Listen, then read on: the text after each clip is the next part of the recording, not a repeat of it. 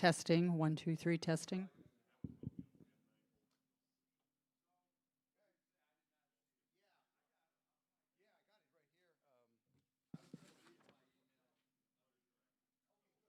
Testing, 1, 2, 3.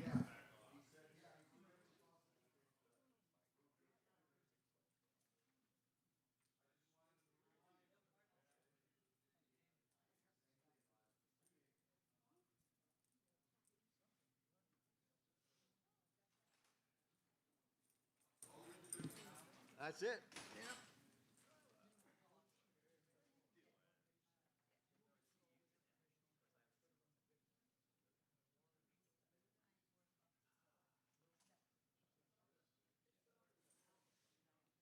Board members, if we could do a mic check, I would appreciate it. Dan, you look like you're ready, maybe? You look?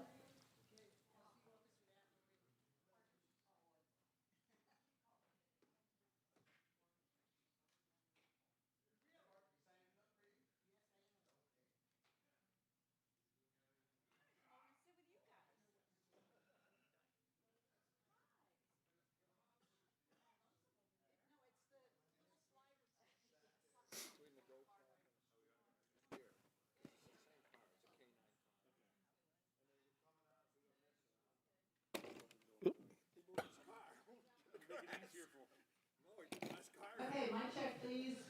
Steve, you're up. Testing 1, 2. Thank you very much. Russ?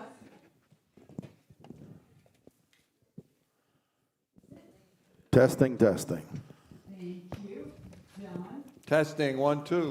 Very good. Good Jeff? morning. Testing, 1, 2, testing. Testing, 1, 2. Very good. Testing, 1, 2.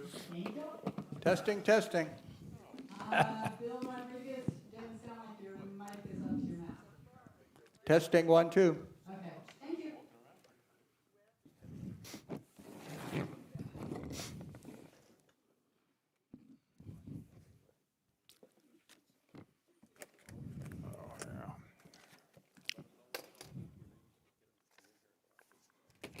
God damn.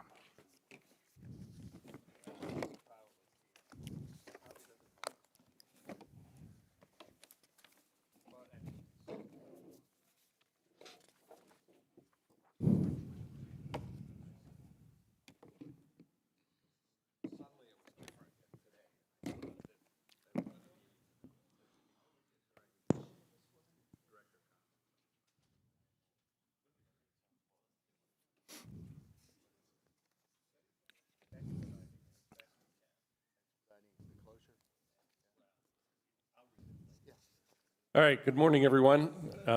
It's 9:30, so I'm going to go ahead and call the meeting to order, and we'll start off with the Pledge of Allegiance.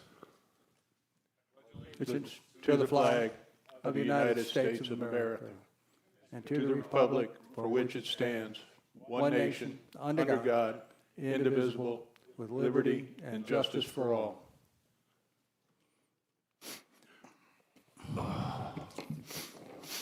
Okay, Kevin, you want to start us off with determination of quorum? Yeah, good morning, Board and Summer Glen. Yes, we have a quorum with all 7 board members present, and the meeting was noticed in accordance of Florida Statute 720 and the Summer Glen governing documents.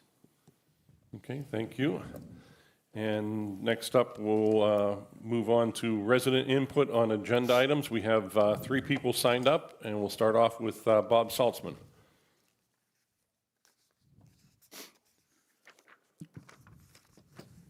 Hi, Bob Saltzman, Lot 1007. I want to talk about the item 11H, the Cypress overseeding. I'm a big fan of overseeding. I hope we do it.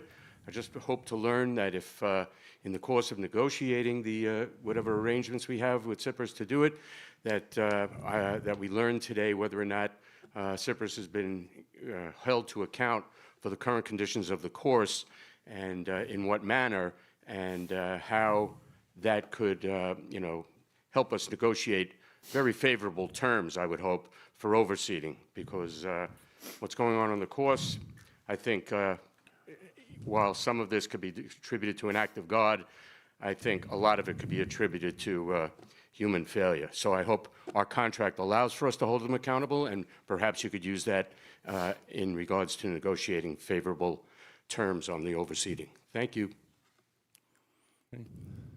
Next up, Carol Steck.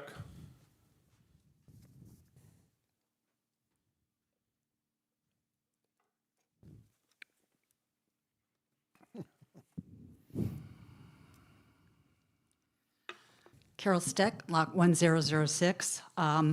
Regarding the overseeding, I admit up front I'm not a golfer, so it has nothing to do with whether it's a good idea or a bad idea, but I'm hoping as the board discusses this, they're also looking at how are you going to pay for it. Since the budget item for what used to be called planned maintenance, once they post the nematode charge of almost $30,000, that account will have next to nothing left in it. Golf course improvement, you fund it for zero, although you will have a $12,000 credit from FSR. So I'm just curious as to where you intend to, find the money to pay for $35,000. And something to consider for next year's budget to do a little bit better planning. My other item actually is the golf course, the high school. Again, a little surprised this wasn't at the workshop. I had lots of questions. I couldn't tell from this, does hosting mean that we are not going to charge them anything at all for use of our course? So again, just curious about that. Also, the item about gate access. I understand, residents that are adamantly opposed to anybody using the back gate, et cetera. But I guess I hope that this would be open for possible, change in the future as to does it really make sense. Part of the reason I ask is, okay, they're right outside our back gate. Do you truly expect them to take what has got to be close to a 10-mile detour to drive all the way around to our front gate? Or will they perhaps use the go-kart that everybody just loves to complain about? And it's going to be our responsibility when they kick up all the dirt, et cetera, against the fence, et cetera. And if they're not going to be permitted to drive golf carts, will they perhaps be walking over? Can we not give them access if they're walking over? I just kind of want to look at us, are we being good neighbors type thing. It's like I kind of go through if you treat a kid like a criminal, they're going to act like a criminal. If you treat them like a human being, that perhaps they will help develop good young individuals. Anyway, thank you. Next up, Barbara Gaynor.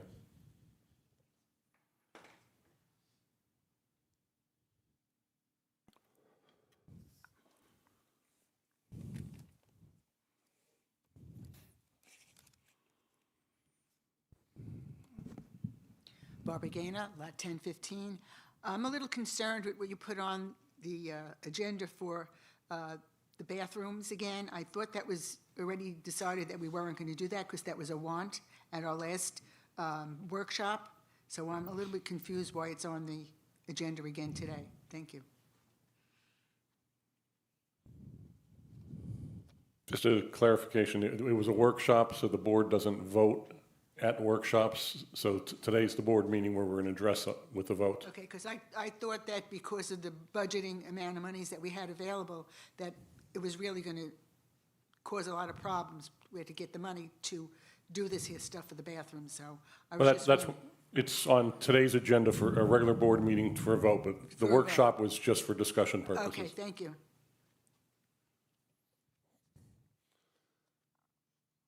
Okay, next up, management update. Good morning, Board and Summer Glen. Okay, besides what we're going to chat about on the agenda today, a couple other quick updates. The Grand Hall lighting, well, that was supposed to be happening this week, but it turned out Ferguson needed some more parts and the scheduling got a little messed up, so they needed an extra day. So we decided instead of trying to push it this week and then potentially disrupting some other meetings, we decided to reschedule it. So it's going to happen September 1, 2, 3. Lisa's already been coordinating with any groups, so we're just a little bit delayed on the Grand Hall lighting project. As you know, the high school is open. I've been back there kind of monitoring that, chatting with the sheriffs, and just watching that. John's going to give a quick update on that. We have reached out to Marion County as well in terms of what's going on and what's the plan back here. But John will fill you in a little bit more on that. And that's it for now. Thanks. Okay. Just a little bit more information about the Grand Hall lighting. One of Ferguson's employees who does the estimating and ordering a lot of the parts passed away unexpectedly. So put them a little bit behind, and that's the reason for the rescheduling, because they didn't have all the parts in-house in order to do the project due to the gentleman passing unexpectedly. Any other questions, comments for Kevin? Okay. Next up is President's Update.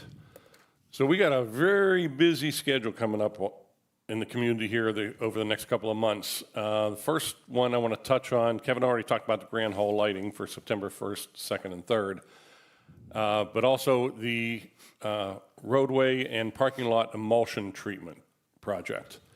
So in 2026 this year, we have several different phases or stages to that project. So the roadway project and parking lot emulsion treatment project is officially underway. Stage 1 was completed last week, with 4 sections of roadway being repaired in the vicinity of Southwest 158th Lane and 13th Circle. That's over the roads by the dog park area. So that was completed last week. Stage 2 of the project is scheduled to begin next Tuesday, August 18th. The areas to be treated include the softball field, roadway, and parking lot area, as well as the small parking lot just south of the gatehouse at the front entrance.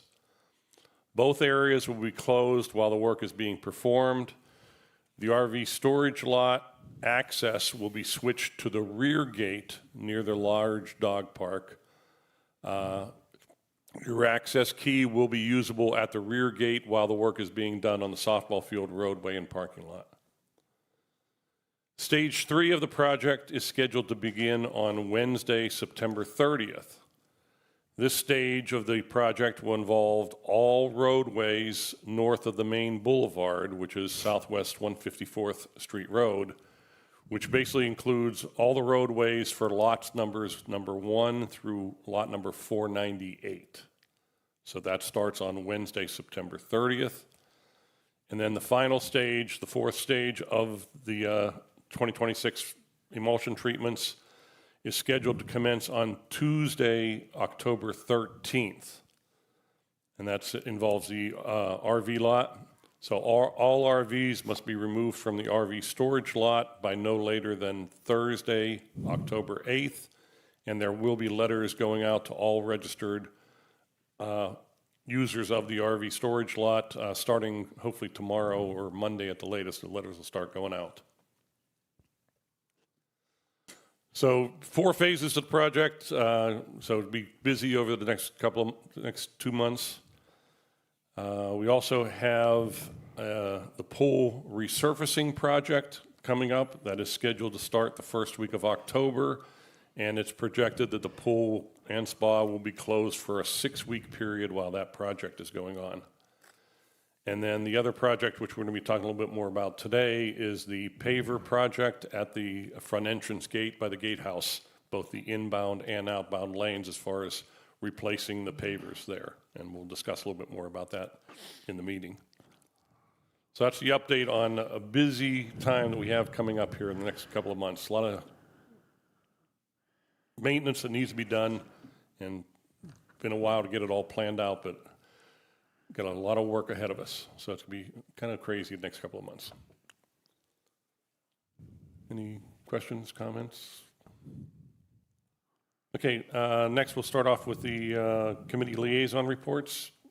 Steve, you want to go ahead and start? Yeah. Hey, good morning. Okay, the present financial situation, position of the company is still strong. Our cash flow, as noted in this week's cash management report, is much more favorable than last month for the same time. And I think I'd already mentioned earlier last month's meeting that part of that was we paid the full annual insurance premiums in one go in July. June and the half-year books are closed. And this is good because the Finance Committee and FSR started using the 6 months information for this year to start the budget planning for 2027. the budget proposal from the Finance Committee. I believe Tracy and I talked about it. They're going to have their part of it done around the first week of September, which gives the board plenty of time to look at it and have maybe some meetings prior to the, I forget when it's going to be, October 15th, roughly, the big meeting, something like that? Roughly, yeah. With the community Yeah. for the review of the budget proposal. Just a reminder, the Finance Committee meetings are on Mondays, the second Monday of every month at 3:15 right in this room. And the follow-up on the maintenance vehicles, I know there's one unit that's here, and it was delivered a couple of weeks ago, and I'm presently working with a gentleman out at Westco Turf on a couple of units there, or well, it'll be one unit, one of either one, if we can come to some kind of reasonable arrangement on how it's going to be prepared and what the final cost will be. And I don't have any idea that we're going to pay in advance for a unit that needs to be refurbished. So more to do on that. And again, if anybody's got any questions for me, they know how to reach out to me at Cubby 626. Thank you. Right. Any questions for Steve? Yeah, can you tell me offhand what our reserve is, how much money we have in our reserve? I'll look it up and let you know in a few minutes. Thank you, sir. To keep from holding I have it open. I have it Thank open. you. You're talking about total balance? Yes. Okay. Yeah. Balance. That's a good question. Not too many. Reserve balance is 2.19 million. Good, and that's what I That's what was on the June's financial statement that I submitted for to the community. yeah, I think the people would appreciate knowing that. Yep. It's good. Thanks, Steve. Doing a Okay. great job. Okay, Russ? As far as facilities and grounds, pretty much the whole agenda is facilities and grounds, so I'll just defer for now. Okay, go ahead. Okay, health and safety, I don't know if it's been posted, I believe it has been, but flu shots have been scheduled for September 29th and October 2nd. So people can start thinking about flu shots. And yesterday, Summer Dreams met after their summer vacation. And they'd like to thank Lisa once again. She's doing a fine job on the Canvas, or well, I don't know how you say that software. Canview? Canva. Canva. Well, Lisa's the expert in running Canvas, so she's designing our covers for us, and they've been outstanding. So they wanted to thank you for that. However, both committees are in need of, we're going to call it new blood. The folks are getting tired. Summer Dreams is actually concerned that they may not be able to continue. They know their contract is coming up to renew, I believe. It's a 3-year contract. And they really need some new blood, staff writers, proofreaders, and just volunteers. They meet once a month. Most of their work is done at home via computer, so it's not like you can do it on your own time. So we need maybe Kevin to put out on the week, or Lisa on the weekly, help wanted. Both committees, they're in desperate need. And I think Summer Dreams has been here since day one. I think they're going to celebrate their 150th issue maybe in October. Does that sound right? Yeah. And we don't want to see it go away if we can help it. The magazine is paid for by advertisers.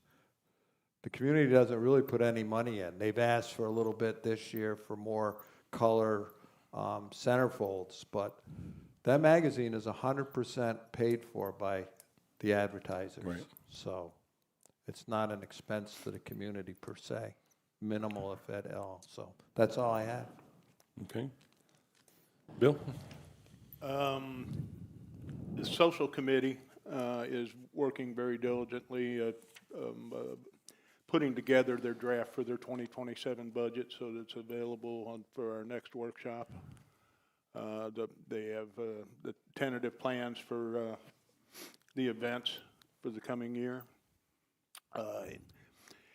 The other thing with the social committee is addressed on item 11P here.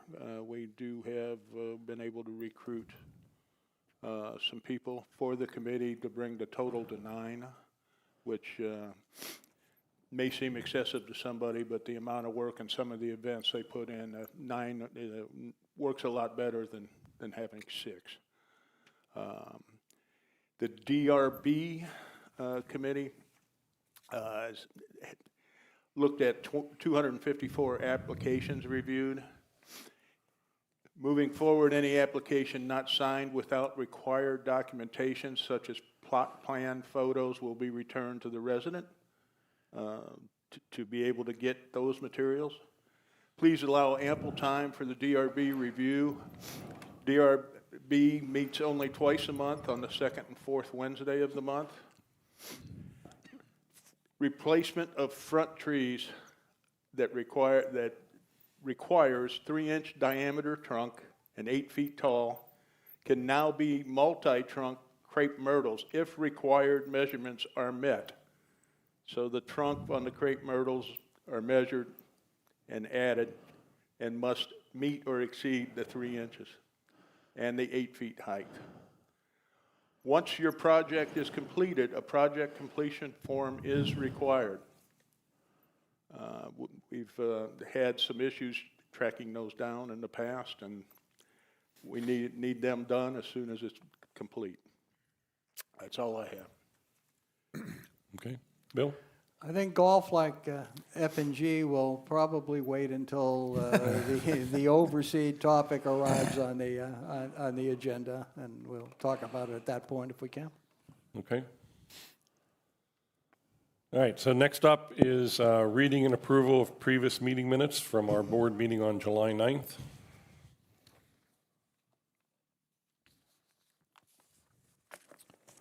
I propose we accept. I was waiting for somebody. You're not going to read them, are you? No, we accept the minutes as written. I'll second that, or Steve, whatever. Okay, any discussion? Okay, if not, all those in favor signify by saying aye. Aye. Aye. All those opposed, say no. Okay, motion passes unanimously. Our minutes from last meeting are approved.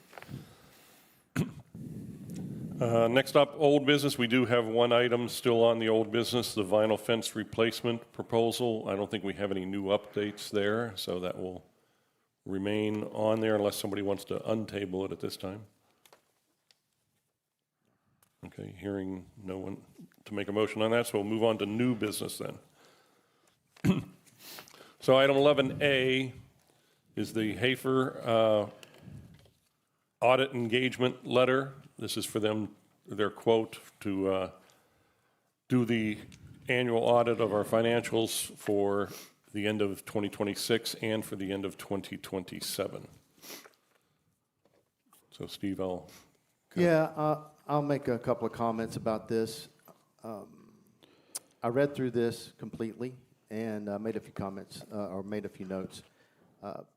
Basically, our audit, it reads the same as it's been for, I think, 3 years. Tom had sent me some time ago, many months ago, the previous Hafer, I guess, for the 2025 audit that was done. No, 2024 audit, so 1 year behind this one. Anyway, this basically is the objectives of the audit are to obtain reasonable assurance about whether the financial statements as a whole are free of material misstatements, whether due to fraud or error. So all of this work is done in conformity with the U.S. generally accepted accounting practices. And so I don't really see anything in here that's out of order other than what was done prior year. And it talks about the fees. The fees we already know what they are, and the deposit. And also, one thing to note, if we ask them to do any kind of edits after audit is performed, it's going to cost us $350 an hour for those edits. Anyway, with that said, I would make a motion that we accept the Hafer contract as written. I will second that. okay, open up for discussion. Just point out one little thing, in addition to the audit, this also provides for them to do the tax return every year. Right. Well, that's correct, yes. Good point. Thank you. And from my experience from a long time ago, this is very standard fare. There's nothing, Yeah. nothing unusual or unique in a CPA engagement letter here. A lot of it's boilerplate, I understand, but I just wanted to bring up those few topics about monies. And for the community, with our size of our budget, we are required to have an audit done by an outside Exactly. auditor. Okay, all those in favor signify by saying aye. Aye. Aye. All those opposed, say no. Okay, motion passes unanimously. Steve, you want to go ahead and sign that whenever, Okay. after the meeting here, get that signed so we can get that back to Hafer. Okay. Okay, next up is the commercial water heater replacement for the golf clubhouse and restaurant building that was performed by Nash. The full invoice is included here. This was an emergency. We had a water leak coming out of that unit. And once they got up there, they realized there were some other issues with the way it was plumbed in there and the pan that it was sitting in. So there's multiple pages with multiple pictures showing what the situation was. So it ended up being just under $10,000 to complete that. So we need to officially approve that. That was done on an emergency basis.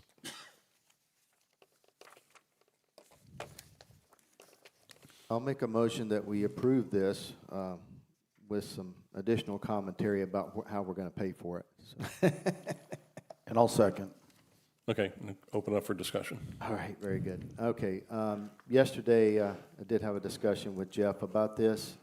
$9,900 for everything that was done. I mean, I'm actually quite impressed with the invoice. They're right down to the last 3/4 coupling that they needed.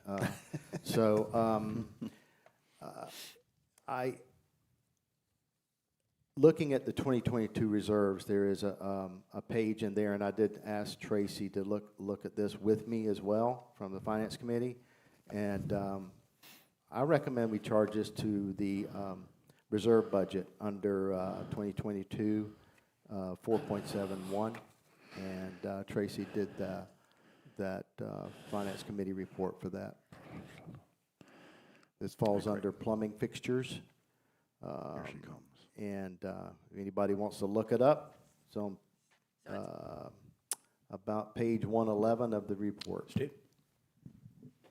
I don't know how this Oh, works. it's on. So 4.71 is the page number that you'll find for the reserve study. It's 9.31. Okay, Yeah, the reserve element is 9.31. 9.31. Okay, very good. My mistake. But anyway, thank you for that, Tracy. Anyway, it states plumbing fixtures there as part of the components for the golf clubhouse building, interior finishes and equipment and all the rest of it. So, yeah, that's my recommendation for that. Sounds good. Steve, isn't there a better way that we can group all these little odds and ends that are hanging in our development instead of trying to pick every one of these items? In other words, if something goes bad in the development and it was, part of the building or whatever, it don't have to be this individually picking out each one. Shouldn't that come under reserve because it's under Summer Glen repairs, the necessary repairs? Well, there's a difference between operating expenses, which is just your normal day-to-day maintenance of items, as opposed to reserved items, which is your bigger ticket items that are deferred maintenance that doesn't happen on a regular basis. It's, you replace the roof every 15 years or whatever. Right. So this reserve element is for, I believe it was interior renovation partial. Yes. And if you read the reserve study, the details that are in there, it talks about plumbing fixtures being part of this element. If I might, Dan, I think one of the answers to your questions is to run a reserve type operation like it exists with us.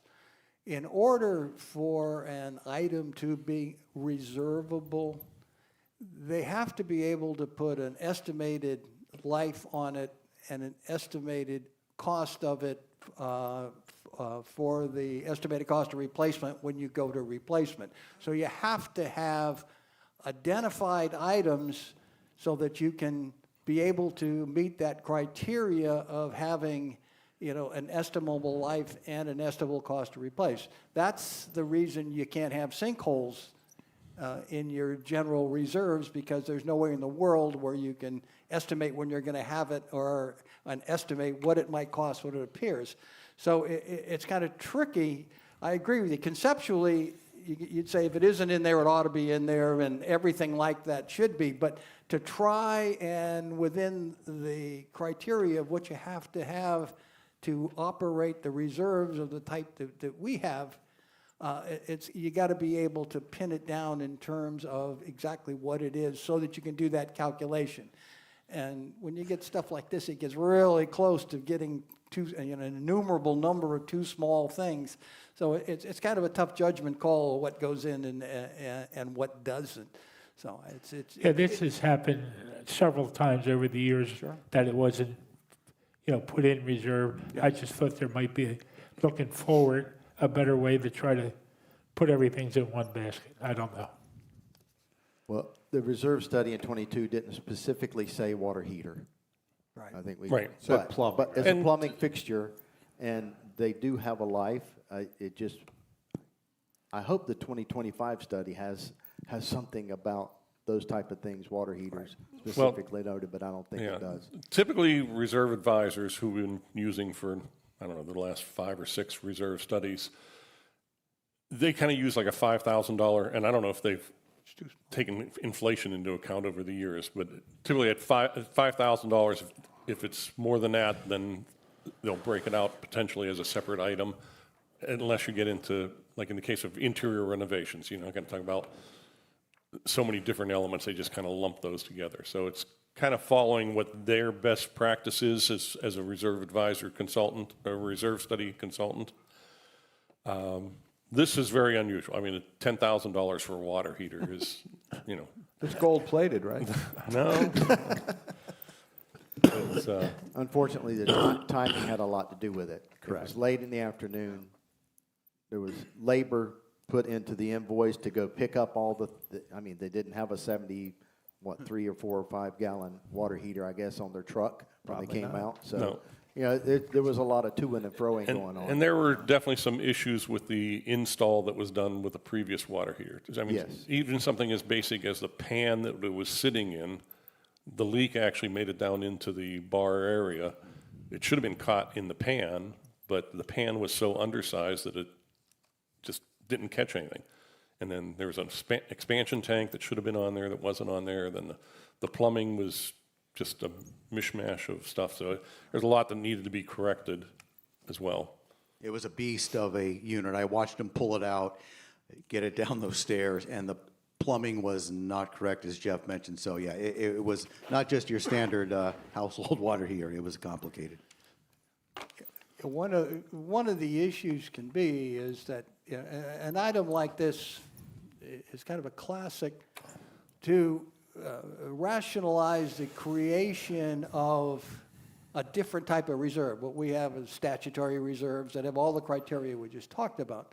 But it's generally prudent, especially if you have the financial flexibility to do it, is to create a general reserve account, unspecified for what it's for, but just generally to be there to handle unusual, out-of-line things that aren't part of the major league statutory reserves. So when something really unusual like that pops, you have the financial capabilities, because you funded it, to be able to handle something like that won't destroy your current position.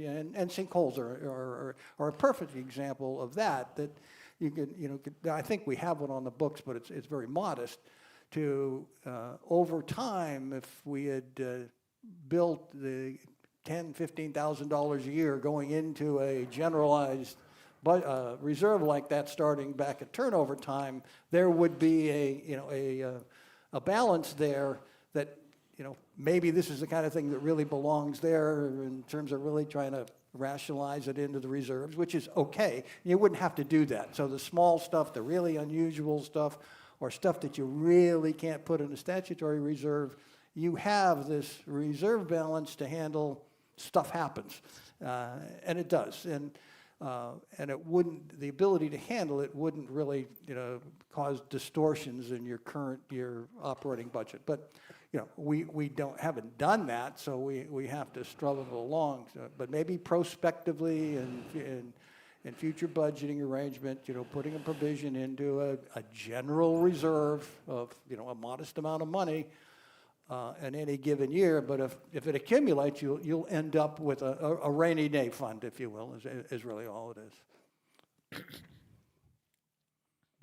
To get us back on track, Jeff, I'll make a motion to pay $9,927.42 to Nash and charge it to reserves.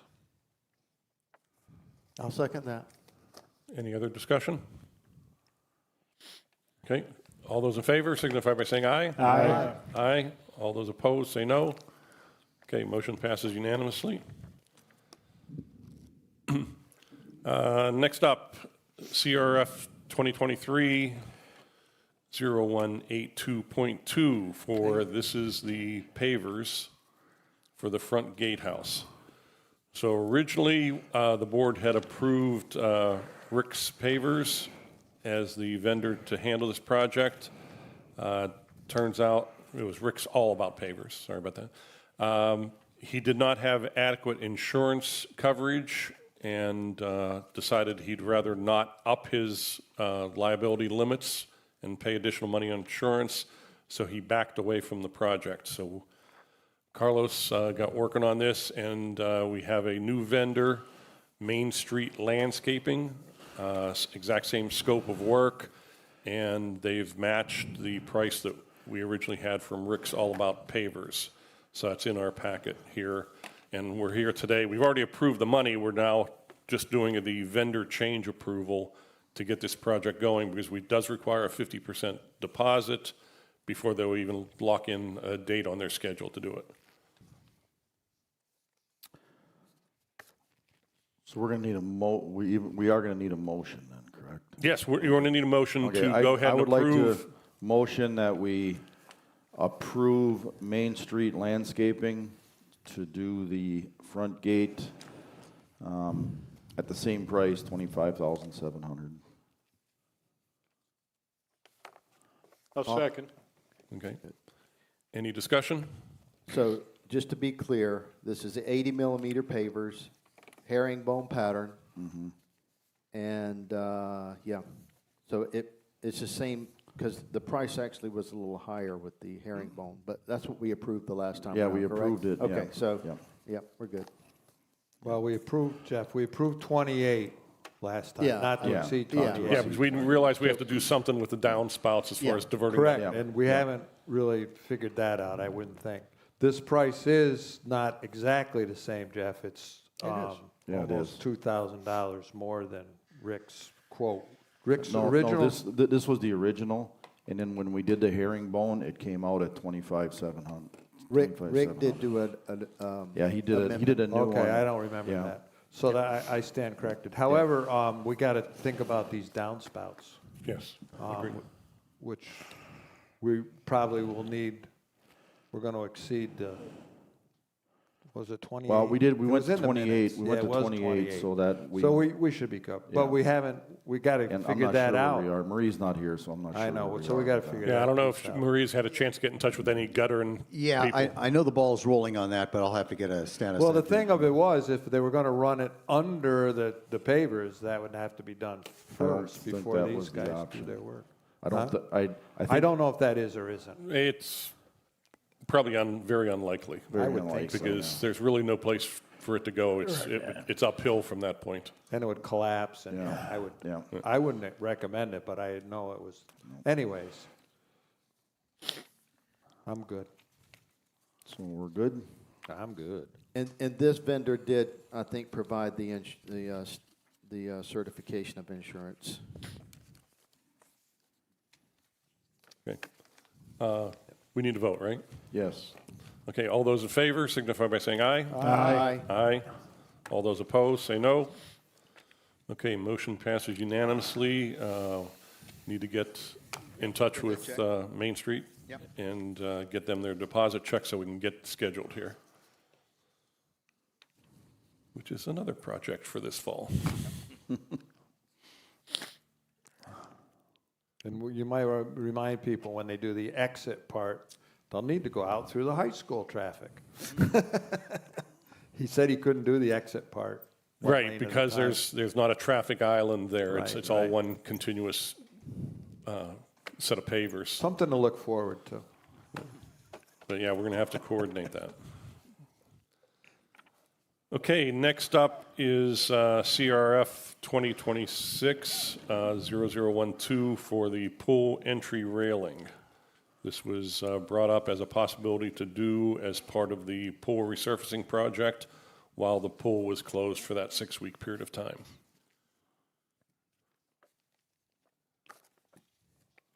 I'll make a motion to deny CRF 2026-0012 pool entry railing. I will second that. Okay, any discussion? Yeah, is there a reason why we, John, that you're, A reason to deny it? yes, Multiple reasons. Number one, I don't think we'd ever get the permitting done in time for when the pool is being redone. I mean, it has to go to the county, I believe it has to go to the state. I also believe that when we first met with pool control, and the owner was here, he wasn't really keen on it, Dan, when we met with him. He was like, Well, I don't think it's necessarily a good idea, Yeah. so. Well, he specifically said if that's the route we chose to go, he would not be involved in the permitting process at all. Correct. So, and I just feel that I mean, you could use if you're struggling to go into the pool, we have the wheelchair, we could do lifts if we needed to do lifts down the road. You could go in with a cane, you can go in with a walker. It can be done. So I just think I just don't want to go down the path of installing that railing. all good reasons. Any other discussion? Okay, so all those in favor of the motion to reject the recommendation for the railing signify by saying aye. Aye. All those opposed, say no. Okay, motion to reject has passed unanimously. Next up, CRF 2020-26-0013. This is for restrapping the pool lounge chairs.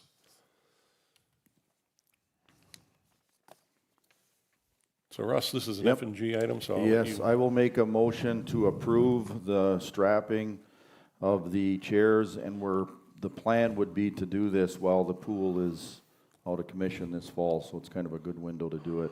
I remember we did it 5 years ago, I think, so, Unfortunately, they don't last long. no. I'll second that motion. And did you put a dollar amount on that? Yeah, let's do not to exceed 8,000. Makes sense. I'll second that, Jeff. Okay, any discussion? This Horizon is the only vendor that quoted this. I think Diane had mentioned earlier that they were the folks that did it before, so there's really no need to mess about with that. Okay, They did a thank you. good job, too. Yeah, it was great. This Okay. is just one of those items that comes up every 5 or 6 years, you know. And this is going to be part of the reserve, so it's already noted 6.50. Thank you, Tracy, for doing that. The reason when they're being strapped is people that use the chairs don't put a towel down. They have their lotion on, and that's what really turns the straps to bad. So if we can use the towels when you lay, before you lay on the chair, it'll save us some money in the long run. Yeah, that would certainly help. And then also, we need to make sure, once we get them restrapped, that we put them on our regular maintenance schedule to be cleaned properly without stripping off the UV protection.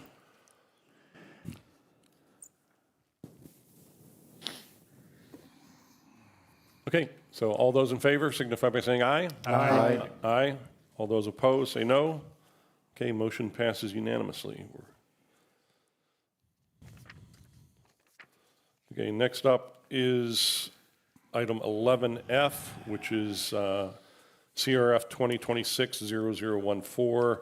This is for architectural plans for the RSO bathroom.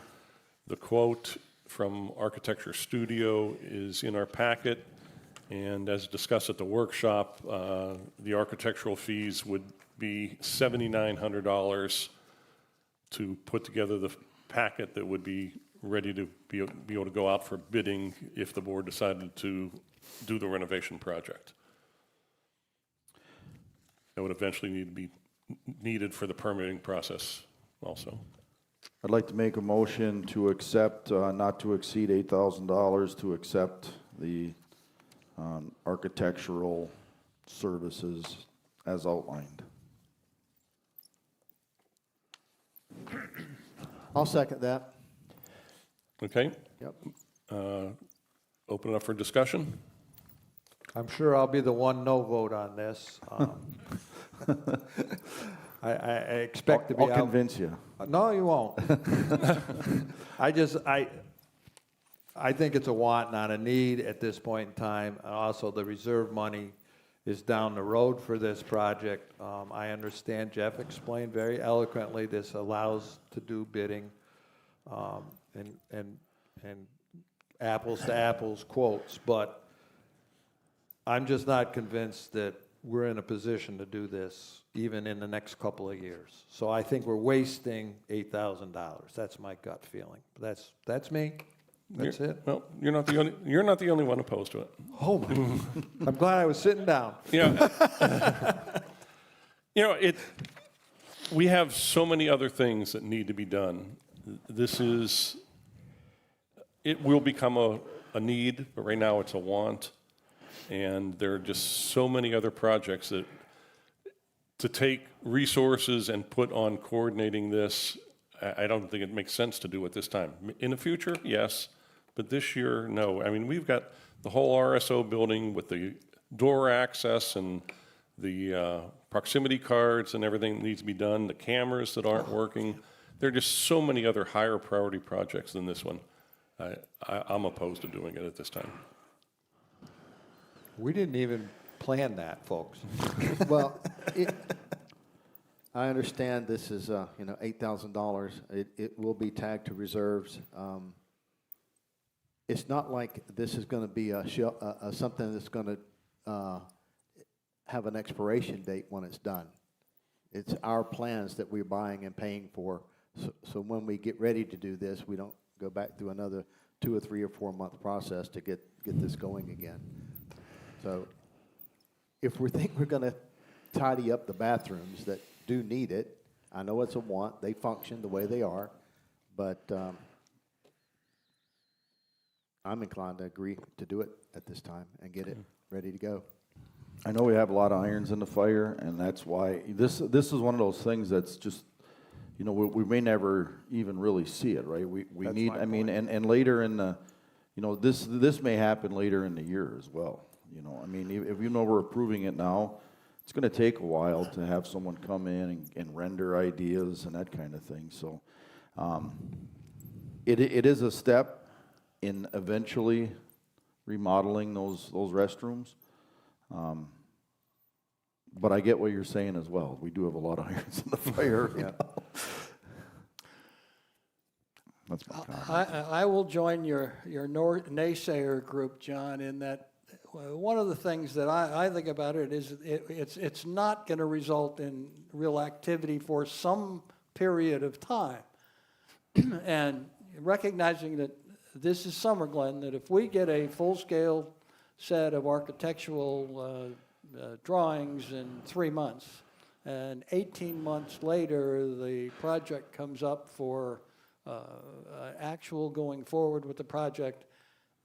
Lord knows how many changes will be, well, we should be doing this and we should be doing that, and things are different, and all of a sudden you'd have to amend this project to update the architectural drawings, and if that's the case, what you're doing now may well have very little to value in the future by the time you actually get around to doing the project. So I agree that we don't need to do this right now. Any other comments? Okay, so we're ready for vote. So all those in favor of moving forward with the architectural plan signify by saying aye. Aye. Aye. All those opposed, say no. No. So motion fails Look at 5 to this. 2.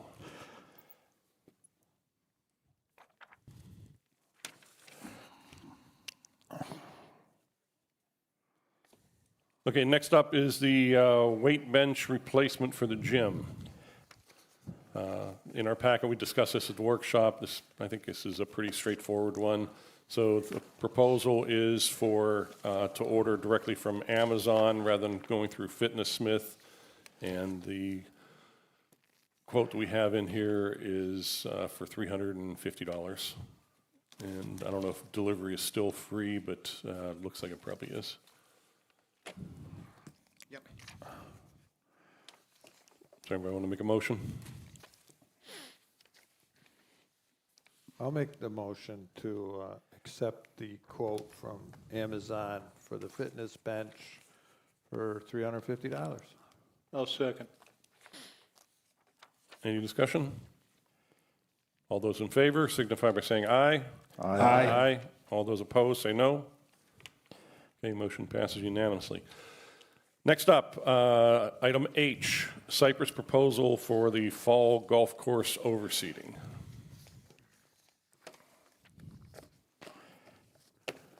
So, Bill, you want to lead us through this?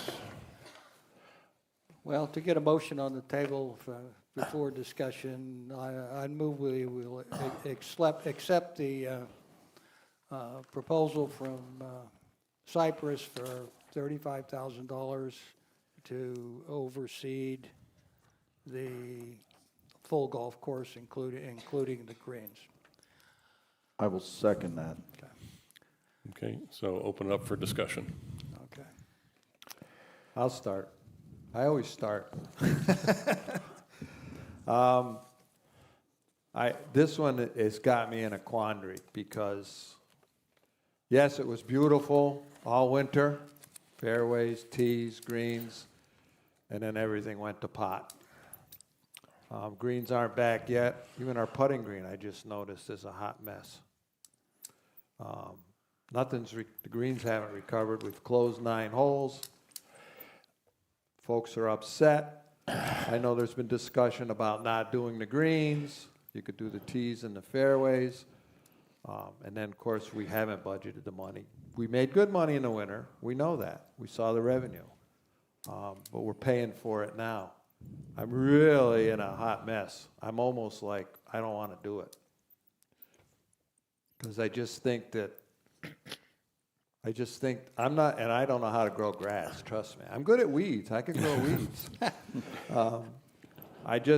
I'm just scared if we have another bad experience, good grief. That's where I'm at. Go ahead, Bill. Well, I think your quandary position is shared by probably everybody sitting up here. John, this is really, really a tough one. The project last year, operationally, was an uproarious success.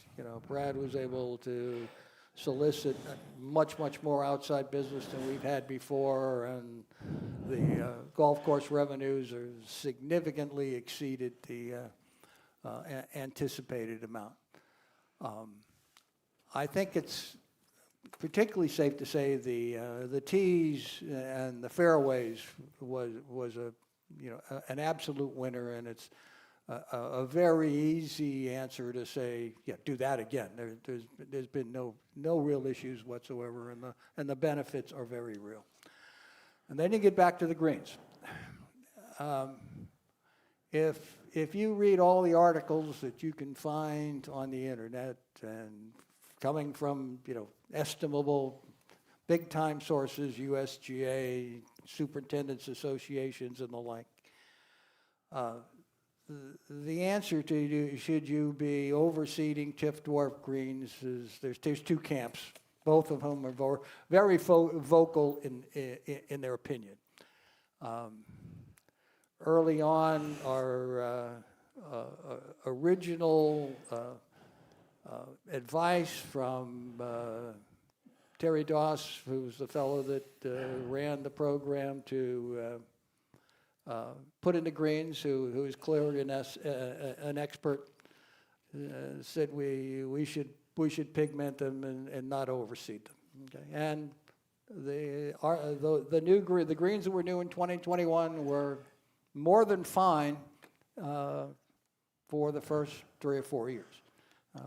In 24-25, we had the outbreak of the mold, which probably just wasn't handled real well by ABM, but as soon as they put the chemicals on them, they jump right back and they were fine.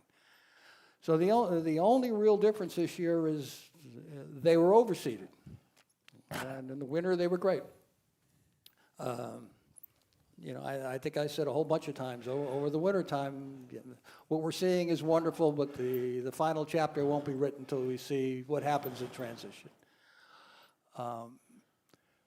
What Cypress is telling us, and I have had extensive conversations with Patrick before he left, with Danny Matthews, the newly appointed superintendent who had worked as the second in command here for a few months, and from Mike Henderson.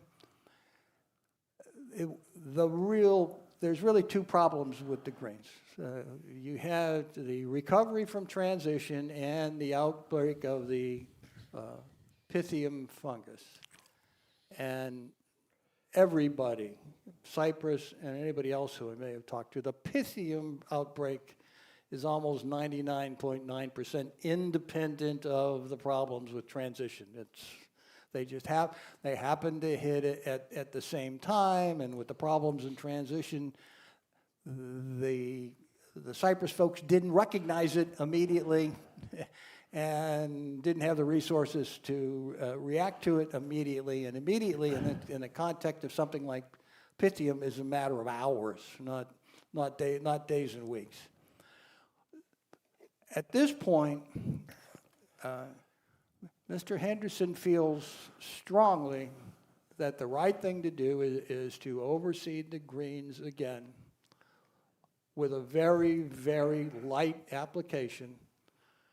But the big difference would be he absolutely assures me, and Jeff was there to hear it again yesterday, that they will not be negligent in dealing with the transition as it happens next spring, and will absolutely be on top of it. They're essentially staking their reputation on that, and I personally, after waver back and forth by the minute, but at this point, I would suggest rolling the dice and planning to let them do it. The ultimate decision time is really in October, because that's when you would put this stuff in the ground. The commitment would be, if we approve this, they'll go buy that seed, but that's not a major part of the 35,000, and I don't know exactly what the number is, but it's a much smaller area than the tees and greens, and because you really can't tell what these things are going to look like for today when it comes October. There's very real signs of life. They're bullish that they're coming back, and what what they've done on the worst portions of the front nine is you see the plugging activities going on. They're aerating the good parts of greens and using those plugs on top of the very bad areas where they're seeking to get the plugs to reroute in the bad areas. And that's an activity not totally dissimilar to the way the original greens are put in. Instead of being, there's more dirt with the plugs than just the bare stuff that was used at the time. But it's a grow-in situation, and they feel strongly that they will come back and be, basically in shape come October, and then you're going to make a decision as to whether you overseed. If they don't come back, the only option is to overseed, or else you won't have a golf course over the wintertime. If they come back fairly strongly, then you're kind of in the quandary that we still sit in today. So that's a long story to say. I'm not sure. I tend to agree with you. I mean, Cypress is, these guys are a very good company. Yeah. Scott has a lot. I mean, he's been at this 41 years, and this is only the second time he's ever seen this. So, it's an act of God that really what's happened here. And I tend to lean toward, like what you say, that let's plan to lightly overseed the greens. And I'm confident that, obviously, this is at the top of their radar.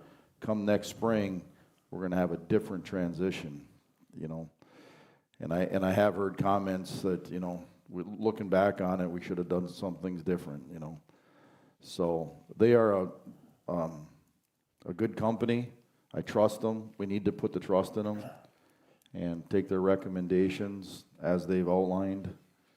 And So their recommendation is obviously do the greens, but they haven't quoted us a price to do tees and fairways and not greens, have they? I haven't seen it. I haven't All I've seen seen is this one. It's all lumped in. it's all it's all lumped in. one. It's going to be a minor part of it. Well, would it be prudent to ask for that? Because I don't think we should do the greens. Some of the literature, Bill, that we read said that if the greens are struggling, that the rye is going to compete with the Bermuda for growth. Oh, yeah. The way you do it though is you kill the rye in the during the spring. winter even it's I get the that. rye is stealing the water that's protecting the roots of the greens that we have just rejuvenated. There are two camps on this. Yeah, I've done a lot of it's reading totally on a it. roll of the dice as It's to very whether much so. how, and I understand what they want to do, but I can go with tees and fairways. I cannot go with overseeding the greens at this point in time. I can't. But that's John. Yeah, As it's been discussed, go ahead. there's no question. They are a good company. I mean, their I don't reputation disagree. is very good. And probably what has impressed me more than anything, we absolutely have their attention. I mean, this is not like, absentee, executives in Orlando or Fort Lauderdale or something. These guys are now out on the ground actually doing the work for themselves. Henderson, in that conversation with him, he's committed that this is something that happened on his watch, and he's got to fix it on his watch, and he's here most of the time. So it would be very disconcerting if we were getting half-hearting, we'll take care of it kind of stuff from a remote set of executives someplace, but that is absolutely not the case. Which I think that's really what has got me onto the side of rolling the dice and going with, at least tentatively going with the idea of doing the light oversee. That's where I'm at as well. Okay, Golfer? I have a couple of comments. One is, there's no doubt Cypress is a great company, but everything I just heard leads me to believe, and I was in the meeting with you and 2 or 3 other guys out at number 7 that day when, what was the guy's name that came from the? Mike Henderson was there. No, but Evo, the chemical guy. I don't remember his name. Anyway,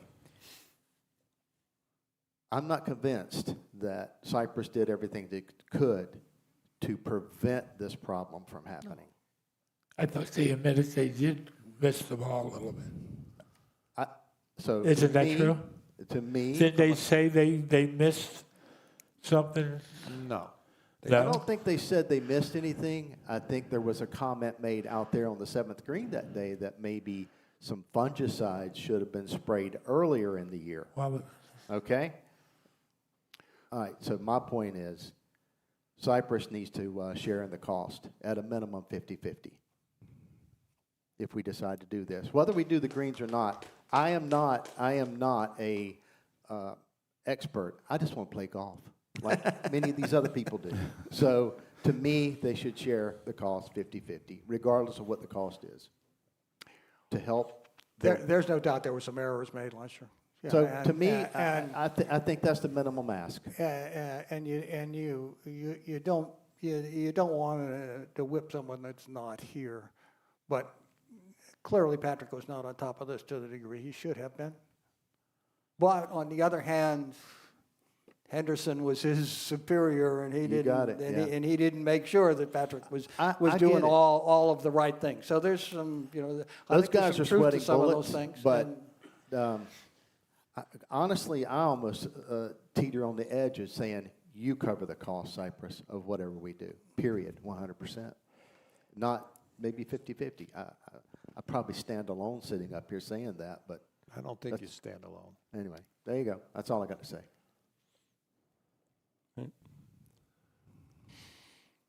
We don't know how they're going to react, so now we're in Who, Cypress or the Greens? Cyprus, if we tell Well, 50-50. Let's go to the Greens, how they're going to react. Yeah. We don't know. And that's why I think what Bill was saying is, at this point, if we want to have seed available, the proper seed, because if you notice in the quote, it's a special type of ryegrass that goes on the greens, which is different from the fairways and tee boxes. Right. Yeah. So if we want to have that available to us, if we decide to go ahead, whether we pay for it ourselves or whether it's shared or it's 100% on them, we need to get the seed on order if we have any intention whatsoever of doing it. Otherwise, we're not going to have seed to do it. Again, the two camps out there talk about should you or shouldn't you overseed.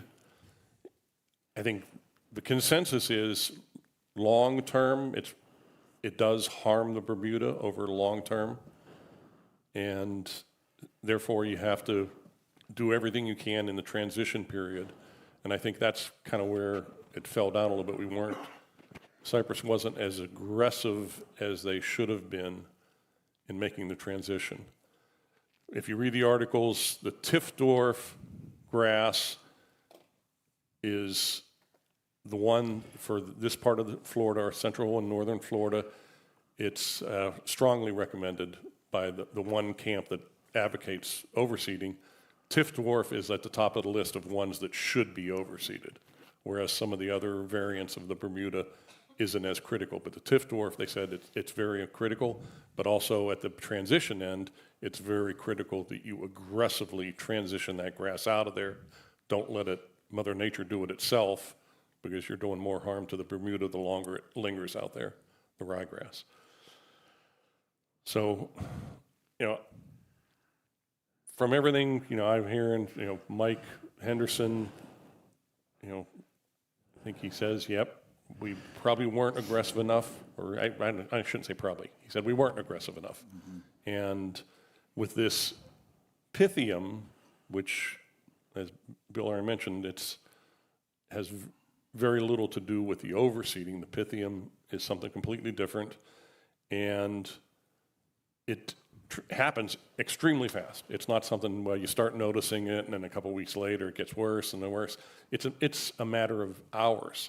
So the difference between reacting within 24 or 48 hours versus 72 hours could be catastrophic.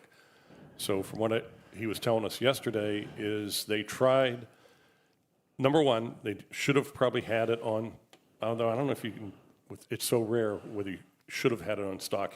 He said he'll definitely have the treatment, if necessary, if there's any sign whatsoever, he'll have the chemicals in place next year. He couldn't get the chemicals in place in time. As soon as the Pythium was identified, he couldn't get the chemicals quick enough to react.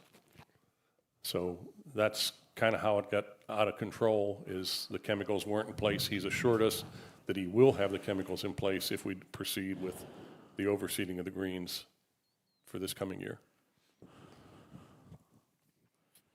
I say we table it at this moment until we talk to Cypress about compensation. I don't know if we You can't table we need it. to- We need to commit to doing Well, it. gotta do it or well, don't. we can- So we can't- what I think we should do is we if need to we, revise the well, motion. I think if we do approve this, we go to them right away and ask. It's just, I mean, because You're we not gonna- could be, yeah. I mean, we're getting to the end of the line here. We could be in negotiation for a month or two. Steve's point's well taken, and we could have a special meeting in 2 weeks when we have our workshop to approve overseeding. So it could be, I would think it could be tabled. My conversation with Mike Henderson this past week was, he said, we need a decision this week for the same Okay. reason of the ordering the seed. right. Yeah. In terms of the availability, so. Yeah. I understand. But recognize the seed involved in this is a limited part of the cost. So you're not talking about a major economic decision here. If you pay this invoice and then negotiate along the way, and I think that's very practical. But the guys that here can't be. Henderson is not relevant in any kind of financial negotiation. You'd have to deal with Scott on all of that, and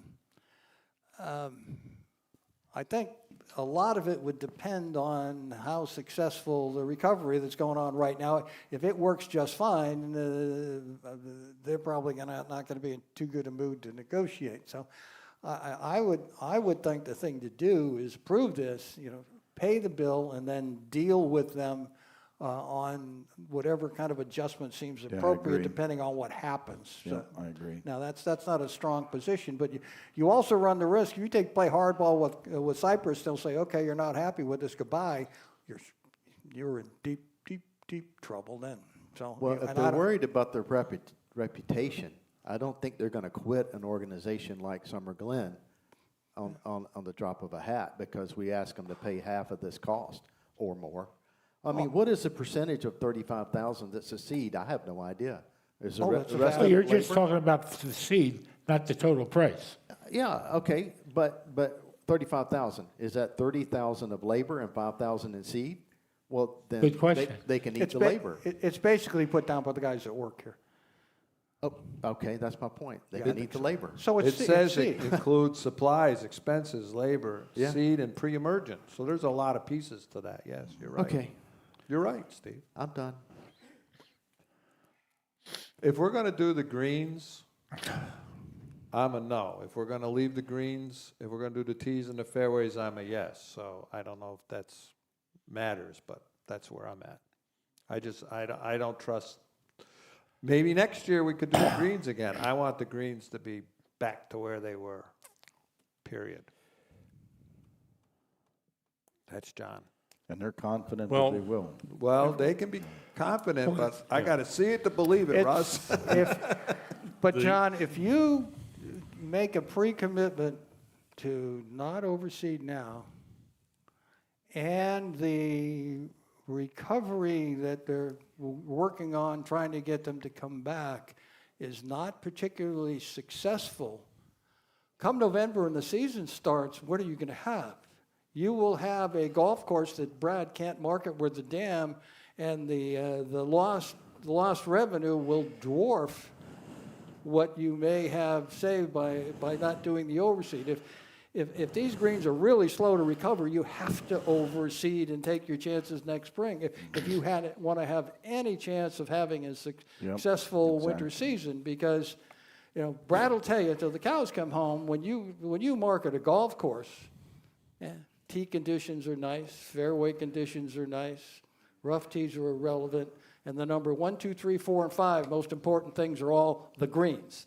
So if you don't have good greens, you're not selling this golf course. You'll be back to having to have greens fees in the wintertime of $30 when everybody all over the place is at $60 because of the conditions. And with the progress that was made last winter in the marketplace of, the new Summer Glen, the winter, great conditions, bringing people who had been here in the past back, getting new people in here will evaporate if you have a set of lousy greens this year. And the only guarantee of marketability would be overseed, because if it looked bad, you overseed them and then say your prayers about what you might be able to do next spring. But you have to have good condition greens this winter one way or another. And you might have to have the overseed to do it, which to do this is will let you do that. But absent this, I don't know how it might work out. Brad does. I agree 100%. And Brad does use the overseeding in marketing, saying, hey, we've been overseeded just to help sell the course. So Yeah. I mean, financially, it made, the course did very well with daily play revenue over the winter months. And the overseeding certainly was a big part of that. Again, if we don't overseed, the financial implications are going to far exceed any money that we save by not buying seed. Yeah, I agree. It's going to just, it'll Ready be for a vote? devastating financially So, if we don't have a playable course this winter. There's no account that we have $35,000 left in at this point either. Time out. To Carol's point and to that Yeah.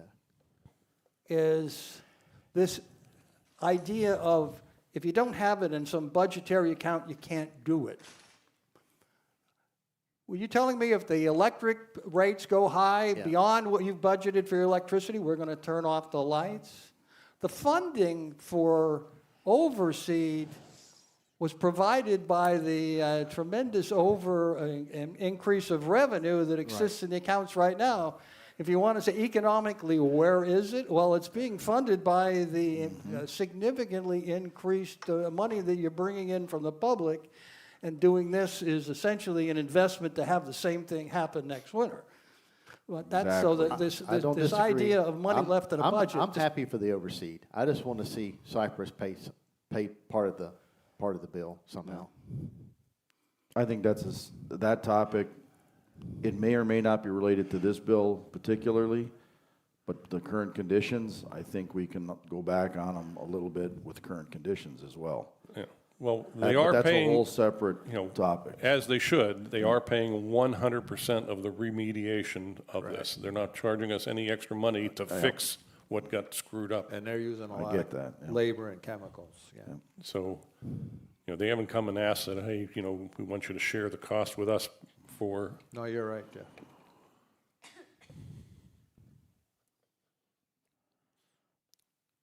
any other discussion before we vote? Okay, so just get us back. So the motion was to approve the overseeding, including the greens, for a not-to-exceed number of $35,000. Second. Now, I think we already had a Already. motion made and seconded, right? Okay. Kevin, you have it on? I seconded it already. I made the motion originally, yeah. Yep, I think Russ. and I seconded it. Yep. Okay. So all those in favor signify by saying aye. Aye. Aye. Aye. Surprised you, didn't Yeah, I? yes, you did. Nah, All those opposed, say no. I'm not a gambler, I'm gonna roll the dice. Okay, motion approved unanimously, and we'll have some more discussions with Cypress. Oh, absolutely. Thank you, Bill.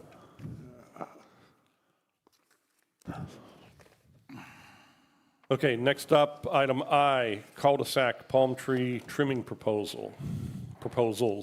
We have 2 quotes in our packet.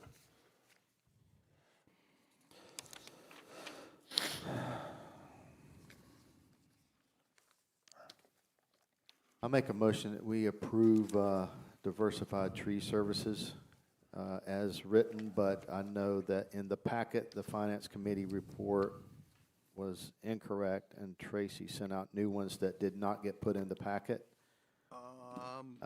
Marie I thought Marie emailed that to everybody. Well, she may have emailed it, but the printout, yeah, I mean, I've got emailed one as well. But nonetheless, it's going to be charged to 7021972. Correct, Tracy? Yeah, okay. Tracy, from now on, would you please sit over here so I don't have to bend? She said no, Steve. Okay.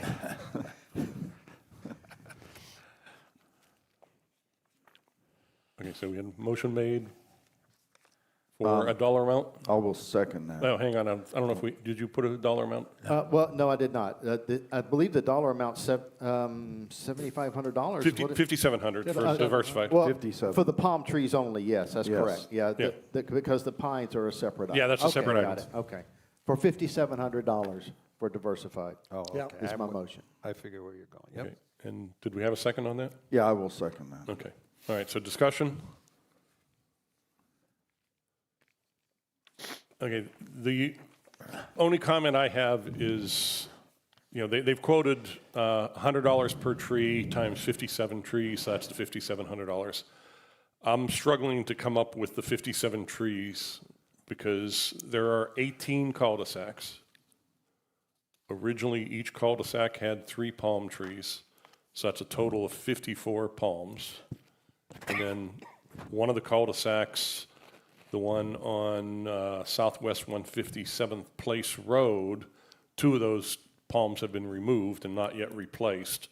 So that takes the 54 down to 52 trees in the cul-de-sac. So I'm not sure where the 57 number came from, but the proposal is for not to exceed $5,700. You know, once we verify the actual count, I suspect it'll end up being less. It'll probably end up being 52. But that's the only question I have is where did the 57 come from? Because I think it's overstated. Any other discussion? I don't think, this specifically says cul-de-sac. Yes, it does. Trees, It's so, I specific. mean, So there's 18 cul-de-sacs times 3. It's I didn't- 54. Yeah, I know. Minus 2. I didn't go out. Unless on them they personally. counted something as a cul-de-sac that isn't what we traditionally consider a cul-de-sac. I don't know. Do you think it would be a couple of those little pull-off things? No, that's part of the 18. Okay. So I'm not sure if they picked up a corner of a piece of parcel or, I'm not sure. But we just verify that. But 5,700, we're safe. The actual number, it's going to be $100 per the number of There you trees go. that they actually trim. That's fair. Has been a motion made yet? 5,700, not to exceed 5,700. Stephen Russ, yeah.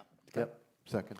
I would, Jeff, maybe suggest you maybe specify it saying, proposal $100 tree, $100 a tree up to a maximum of 57, and however they may exist. So it'll come out whatever it is, but it's got to be $100 a tree.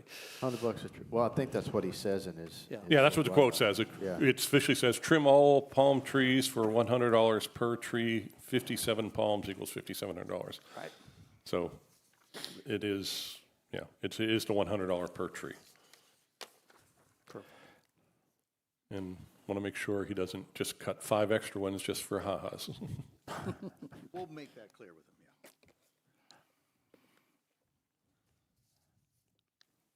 Okay, all those in favor signify by saying aye. Aye. Aye. All those opposed, say no. Okay, motion passes unanimously. Next up is proposal for removing 3 pine trees at the annex. So this is where we got a little bit messed up. There were 6 pine trees over by the chemical storage building. They actually took 3 of those down. The other 3, because he didn't have the proper equipment on site, he did not take those 3 down, but he did take a total of 6, so 3 additional ones that came down over by the irrigation pond. So this is to come back and do the 3 that were not taken down originally, where he's going to have to come in with a crane to lift those out of there because of the tight spot there it's in. So we have 2 quotes, one for $2,050 from Conrad, and the other one for $2,500 from Diversified. I move that we accept the Conrad quote for $2,050. I'll second that. Any discussion? I was just going to say, Conrad mentions a crane.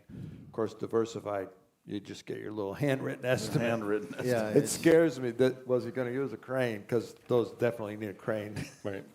And these are the ones right beside that first home there. And right correct? against Right, Yes, yeah, the That, first yeah. cottage home, yeah, I can't remember the lot number. The vines growing up in it and all the rest of it, yeah. So, yeah, it definitely needs a So we crane. want to get those out of there before we get into hurricane season, so they don't get blown over and take the fence out and possibly damage the home. Yeah. Any other discussion? All those in favor signify by saying aye. Aye. All those opposed, say no. Okay, motion passes unanimously. Okay, next up, we have 3 different quotes from Hardscapes. We'll take them individually. The first one is to repair the drain pipe out by the Veterans Memorial Garden. That drain pipe has collapsed and now creating a depression in the lawn area there. So that's what the first quote is here, estimate number 945. So we're gonna do these individually, make motions individually? Yes. Okay. Yeah, because it's potential that we may not approve one, but this way, it's just easier to just bring them out separately. I make a motion not to exceed $6,300 to repair the collapsed pipe behind the Veterans Park here. I'll second that. Okay, any discussion? Okay, May I interject something? Sure. here? If we look, go beyond for a second to the next two, all 3 of the hardscapes just the first 2 hardscapes proposal both include a price for an excavator, a mini excavator. It would seem if they're going to be here doing that, they should be able to do both of these projects with the same excavator. Different price for the, well, it's a per-day charge. There's a cost per day, so, I think they're actually different excavators. yeah, I believe you're right. One of them was a little bit different. Looking at the reach, I don't know.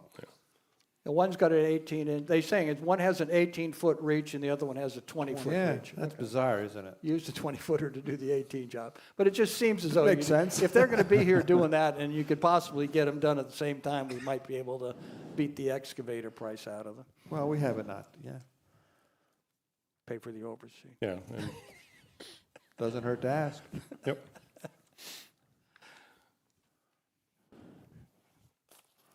Okay, so any other discussion on the first item here? Okay, all those in favor signify by saying aye. Aye. Aye. All those opposed, say no. Okay, next up is item L. This is for hole number 18, the depression that's over there. It's holding water, but it's still, Yeah, it hasn't grown either, which is beautiful. so this is estimate number 944 for $6,240.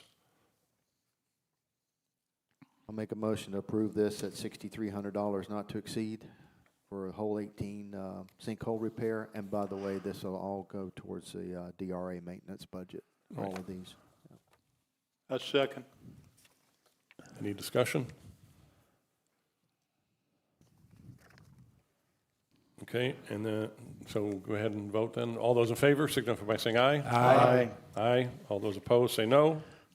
Okay, motion passes unanimously. And then the final one, item M, this is community-wide, all of the dry retention areas, the mitered end sections, for them to go in and clean those out and clean the weeds that are right in front. They're not going down into the DRA, they're just going in front of the mitered end section there and clean out not only the pipes, but the weed material that's there in front of the outfall.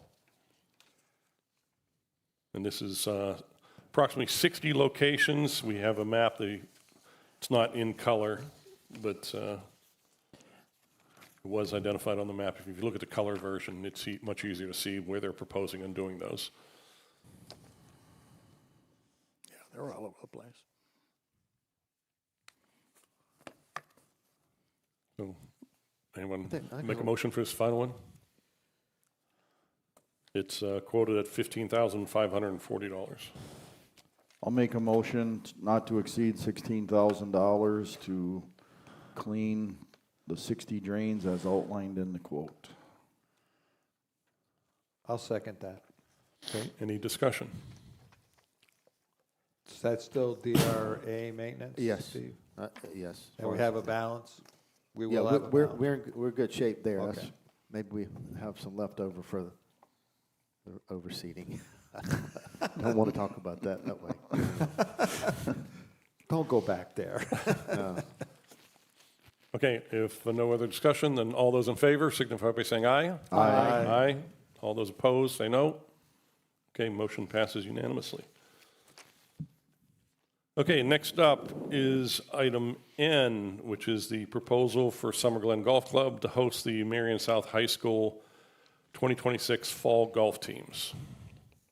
So in our packet is the proposal from Brad on how this whole process would work as far as hosting the men's and women's team.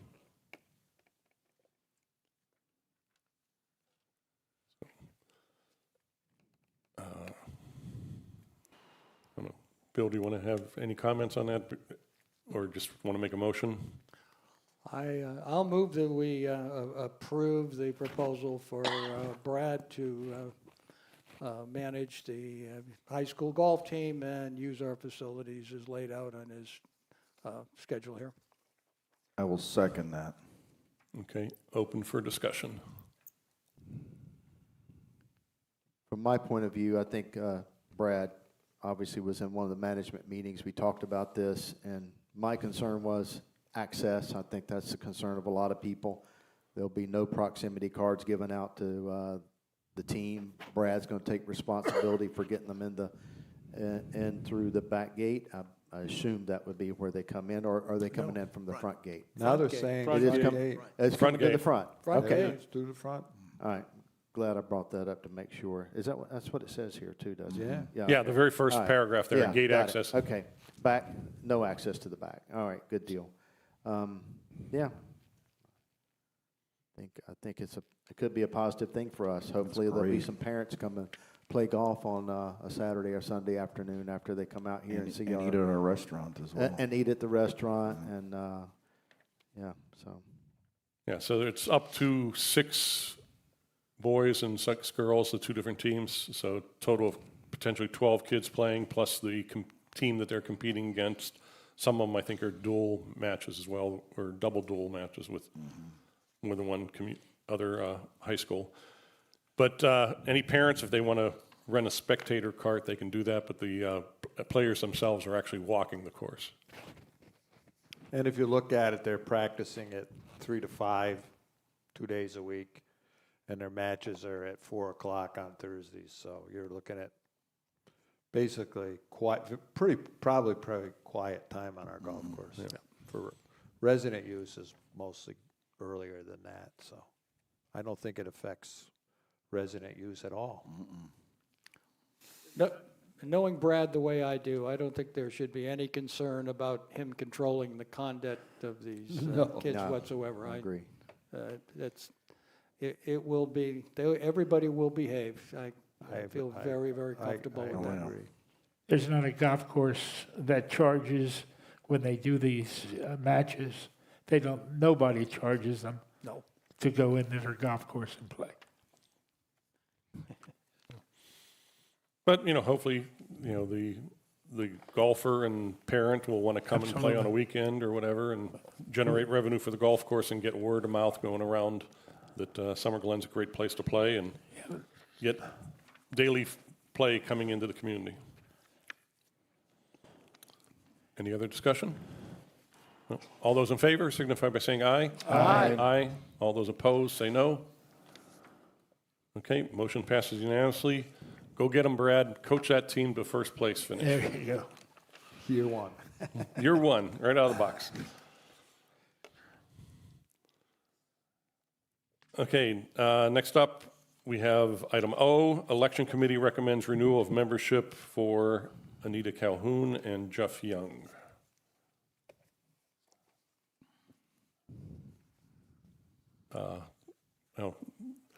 Normally, Maria is the liaison to the Election Committee, so I'll go ahead and make a motion that we we'll do them individually. First up, Anita Calhoun, recommend her for re-upping for the election committee. I'll second that. Any discussion? All those in favor signify by saying aye. Aye. Aye. All those opposed, say no. Motion passes unanimously. And then same thing with Jeff Young for renewing his membership on the committee. I'll second that also. Any discussion? I think we need to retain an avid Red Sox fan on our election committee, so I'll support Jeff. I'm sorry, I seconded that. Okay. All those in favor signify by saying aye. Aye. Aye. All those opposed, say no. Okay, motion passes unanimously. Item P, Social Committee recommends 1, 2, 3 openings. So, Bill, I'll let you lead us through that. We're going to do these individually, or are you going to? If you want to save time, you can go ahead and do them as a group. Okay. Look, there's a group. I make a motion that we accept all 3 applications, Amos, Wallace, and Foreman. I see they spelled Wallace wrong on our agenda. They left out an A. So Bill needs a second for that. I'll second that, Bill. Okay, any discussion? Okay, all those in favor signify by saying aye. Aye. Aye. All those opposed, say no. And then item Q on the agenda, resignation of Judy Tamburello from the Summer Dreams Committee. I'll move we accept the resignation of Judy Tamburello with regret. She's done a fabulous job for Summer Dreams. And we need help, folks. I'll regretfully second that. Any discussion? All those in favor signify by saying aye. Aye. Aye. All those opposed, say no. Okay, motion passes unanimously. So that includes our agenda items. Thank you very much, everyone. It was a long list, but we did manage to get through it and get a lot done today. I appreciate it. Next up, director inputs. I'll start down on your end, Bill. I've said more than I needed to say today, so I'm done. Yeah, I have nothing. Dan? No, I'm good. John? Yes, I have something. So, first of all, I'm watching the high school traffic like Kevin.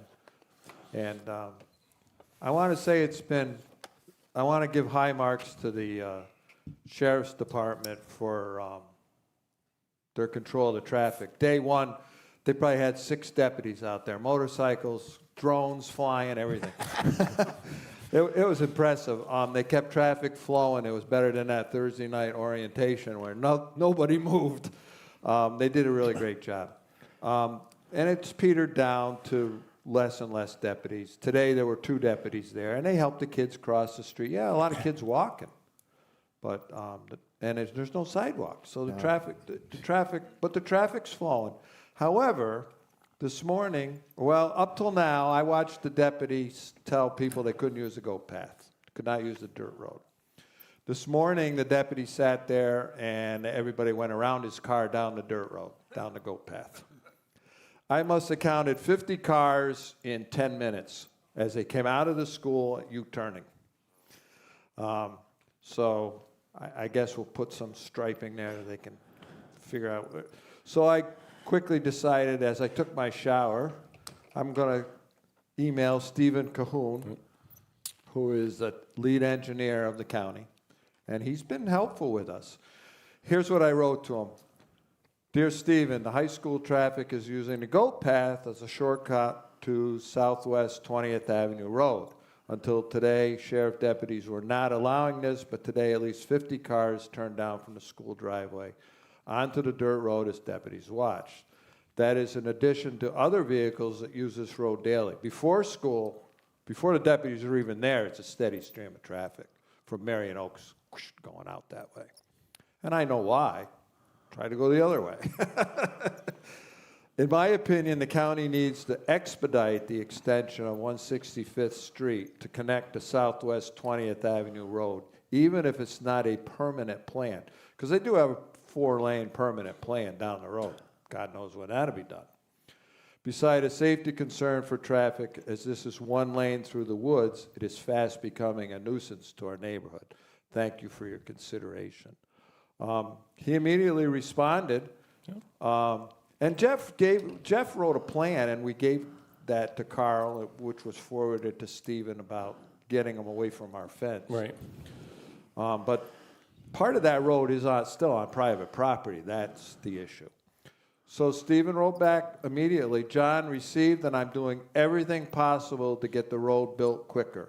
Please keep in mind the path is not county maintained. Nonetheless, I am nearing the point where I will be able to make some modifications. Sincerely, Stephen, Office of County Engineers. I don't know what that means, but maybe there's hope on the horizon. Well, I you- wanted to share that with everybody. Yeah, I appreciate you doing that because it's really good that he responded to you right away rather than just kind of letting it lapse. So I know. Be great if you can get him to come in and have a conversation with us to kind of fill us in on what the plan might be. Something I'll add to that, and I'll reach out to Stephen as well today. I reached out to him earlier in the week, but I'm glad he responded. When I came in this morning, the traffic exiting Summer Glen, it was backed up all the way from the intersection of Burger King all the way to 20th. And I was like, what in the hell is going on? I thought people were coming out our front gate. Now I know they turned down the goat path and then came down. I didn't count the cars, but it was literally backed up to where you turn on 20th. So that's got to get fixed. There could have been a problem on 484 again, too. There actually was. There was an officer, the lights were out at the freeway, and so they were directing people, but there shouldn't have been that many cars exiting our Summer Glen area, so it was definitely all the shortcutters that were compounding the situation. And you gotta I don't know if anybody's ever been down the goat path. I have. But after you get to the woods, it's one lane for quite a ways. Yeah. I don't know how they're passing each other, because they're going both ways on that. It's interesting. Yeah, as you come off of 20th Avenue and drive up the road, it is blacktop for a stretch, and then there's a big sign right there. It says county maintenance ends here. Yeah. And that's where it turns into the dirt road, one lane. I've seen tractor trailers come out of there. So. We just need a few huge potholes in that goat path. Maybe we can borrow that excavator. There we go. Yeah. The big sign must not be working, right? And that's one thing, that he did put the large electronic sign as you turn at Burger King to come down towards Summer Glen that says no access to the high school. Oh, did they? I didn't Yeah, see that. it was a Yeah, big, big. as you turn onto 20th Avenue at Burger King there's a big, And I, again, the sheriff, I watched the sheriff deputy, I would listen to him go talk to people. Kevin probably witnessed it. But today he didn't, so I don't know if he was told not to, because it was the same deputy with the K-9 unit. So I don't know if he was under new instructions. But regardless, I think the sheriff, Billy Woods, deserves a thank you letter from us. He's keeping it, they've done a good job and we may need their help, especially when we do the paving thing. We may need some help with exiting out there. So I think they deserve a thank you. yeah, and there's been multiple deputies out there. It's not just one person out there. I think There were two today. They're there in the afternoon also, keeping the traffic flowing, helping the kids cross the street. Yeah, it's been good. Last night I came home from dinner, and there was three of us in a car, and we rode completely around the high school. There's a gate, if you go into the gate, we're back of us, and on the right-hand side, there's another exit, but there's a gate across it. Is that available during the day for the kids? or I've not? seen the buses use that exit in the morning. The buses will come in, Marion Oaks Manor, right? Lane, Yeah. Manor, whatever it's called. Turn in, and they'll exit that way in the morning. Exit which way, John? Out that back gate. They Oh, open okay, that. because there's only one other gate that I've seen. Correct. To the right. I believe that at the town hall, they said that would be an emergency access only, but they had been using it for buses to exit. Now, in the afternoon, I've seen buses come back out the normal way, so. What really surprised me, there was no security at all at the high school, because we rode completely around the whole thing, and there was nothing there. yeah. Well, before the high school opened, like a week before it opened, took a ride back there. Right. And, went down along the new blacktop that's the new Southwest 165th Street Road, and then made the turn to go down towards the athletic fields. And by the time we got down to the athletic fields, a security officer in a car stopped me and said, "Hey, what are you doing?" I said, "Oh, well, the gates are down, the fence is down. I thought the roadway was open." He said, "No, it's still closed. But now that the school is open, that road is officially open." Well, that football field, the way I understand it, has some sinkholes in it. Yes, it does. So they're not even going to be able to play football next year. No? There. So all their games will be away games. At least through the end of October, yeah. Yeah. Well, they're going to do alternate site, I heard. Yeah, they play those games away games. Okay, Russ, anything from you? Yeah, just one thing regarding the roadway treatments, the emulsion treatments. When we get to stage 3, which is everything on the north of the boulevard, we are going to need some volunteers to help direct traffic for that 3-day period. Probably not when they're striping, but when they're doing the emulsion. So if anyone's interested, please let Lisa know, and she'll let me know, or something in my cubby and number 50, or email, whatever, text, smoke signals. Can you bring a cooler? I'll go. Well, Russ, what we did in the past, we actually had a meeting to ask volunteers to go. Oh, yeah. And then you explain to them that it's 4-hour shifts if you get enough volunteers. And this way you know exactly what's going on. So Yeah. you may want to consider just having a get-together one day and have everybody sign up. Yep. And then you know what you're dealing with. Yep, okay. Sounds good. That's all I had. Okay, Steve? I'm good, thank you. Okay. So next meeting dates, we have a workshop scheduled for August 26th, and then the next regular board meeting is on September 10th. With that, motion for adjournment? I make a motion for adjournment. Second. Okay. All in favor, signify by saying aye. Aye. All those opposed, say no. Okay, meeting is adjourned. Open up the floor for homeowner comments.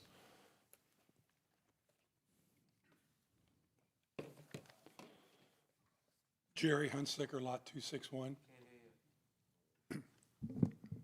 Jerry Hunsicker, Lot 261. Can you hear me now? Yep. Okay. I also went out and I watched the exit gate in the back.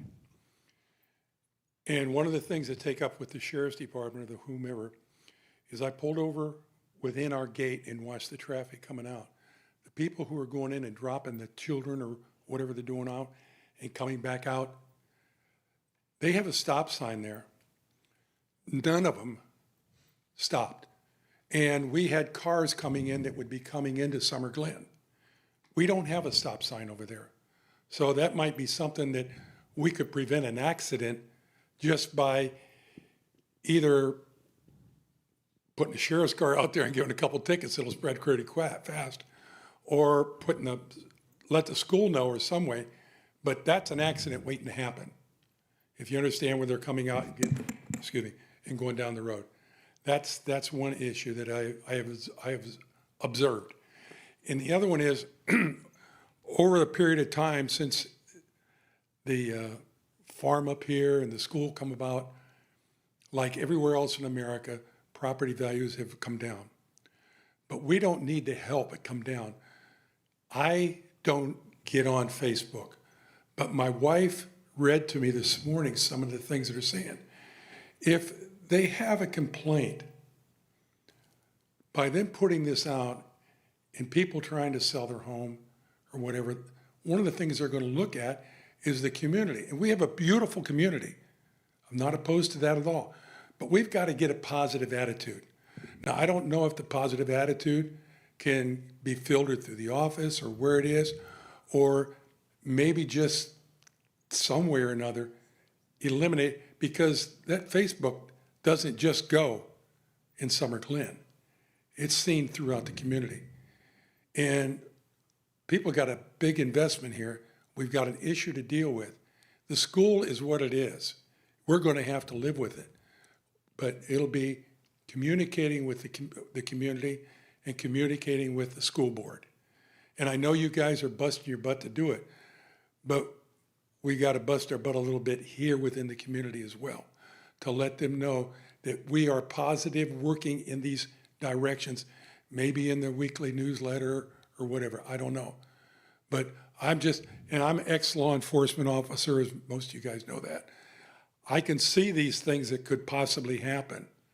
And that there's going to be an accident out there, and it's probably going to be somebody who's doing the right thing, coming up the road, turning into Summer Glen, when one of these kids or someone comes out of there and has no concern for the stop sign. I didn't see one car, and I sat there for about 5 minutes, and there must have been 14 cars. It's probably parents dropping kids off. They either don't see the sign or they just think we're going to stop. So I'm not complaining, I just want that to be a thought that you keep in mind. That's it. Maybe when you have a conversation with Steve Cahoon, get one of those stops, if he can put up one of those stop signs that has the blinking lights in it, rather than just the sign by itself that's solar powered, that just kind of alert people that there really is a stop sign there as you're coming. Yeah, the cars have, a lot of cars, Jerry, you're right. A lot of cars don't stop, a lot of cars do stop. I'd say it's 50-50. I will say the first 3 days, the officer did stand in the middle of the road, and he was waving them through the stop sign, which obviously is allowed. So I think maybe the parents got a little bit numb to the fact that when the officer was there waving them through, they weren't thinking about stopping the next day. One more well-placed. Another speed bump, problem. but, You're right. That's all it would take.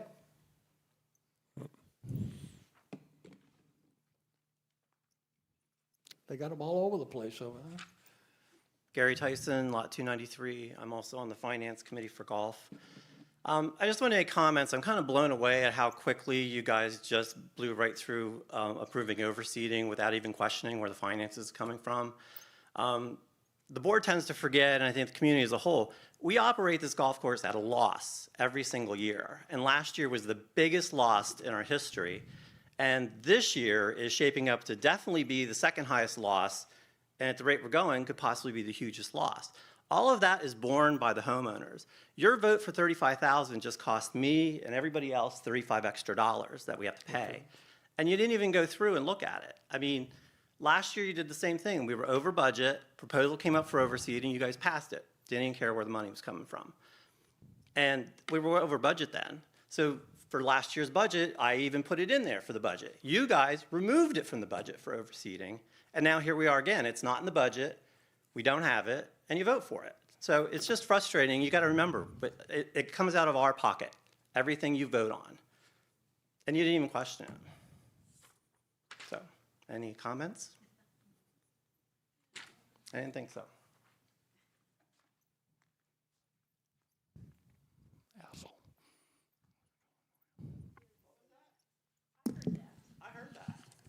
Heard what? Asshole. Nobody up here said that. I did. Nobody up here said that. I apologize. I did, Jeff. I apologize. You were wrong, but that's fine. I apologize. I didn't hear that. Hi, Bob Saltzman again, Lot 107. First thing is, I don't know who's responsible, how it works out, but we've got breakfast now at the restaurant. That's great. And we have a happy hour, and that's great. I don't know how it materialized, but whoever needs to be thanked, I'm thanking them. On the golf course thing, with what went on and the conditions of the course, am I right that we have in the contract a right to put money into escrow if there's a dispute? I seem to remember that being included in the contract. I'd have to research. Assuming it is for a moment. Assuming it is for a moment, I believe it is, but it's just my memory, and that's, not a guarantee. But if it was there, to Steve's point about negotiating with them over this overseeding or whatever the cost is, and I do appreciate to Jeff's point that they've made an acknowledgement here on the fungus. If they're laying out for the chemicals to correct it and do all of this stuff, they're sort of like, it's a couched almost an admission that, hey, we were at fault here and don't worry about it. But there was another point made that, hey, if we play hardball with these guys, we don't know. We could be up S Creek without a paddle if they walk away from us. And I got to tell you, we're giving them $800,000 a year, give or take. And I was in business for a long time. And people don't walk away from $800,000 contracts because there's a legitimate back and forth on a condition that occurred that they've already sort of like said, you know, it's kind of ours, you know, and if we want to keep Summer Glen next year or whenever they're up for a renewal, and they're hitting us up for a reasonable sum to Steve's point, 50/50 or whatever, it's $15,000 or whatever it might be, I don't think that should shake the rafters here. And another point, if we had a dispute and we put money in escrow, that dispute might revolve around potentially, you know, the loss of revenue. If we're going to be, if we were on track to reduce our budget deficit by $200,000 or $300,000 a year on the golf course, which is between Brad and Cypress is doing a great job with the prior overseeding, et cetera. And now, because of their partial, I'll say, responsibility on the fungus and having it spread throughout all the greens almost immediately, I don't know how that's possible in 24 hours. You got to mow it and then use that same mower elsewhere and make it a contagion. I don't think fungus flies from one green to another as it first appeared. So if they caught it in one day, they must have, or whatever it took, I think there was some human error there and responsibility. Anyway, I think it's a nominal request, to Steve's point, to have them give us very favorable terms on the overseeding, especially since, to Bill's wise point, that we got to overseed. You know, there's no question about it. We can have an empty golf course for this entire winter if we don't overseed. So we got to do this, and a lot of it, I think, should be on their dime, not because of we wanting to pay for overseeding, but because of how much we've lost as a result of the fungus issue. And then lastly, and so thank you for listening to all that. And lastly, on the thing with the architectural plans for the bathrooms, you know, the bathrooms, they may not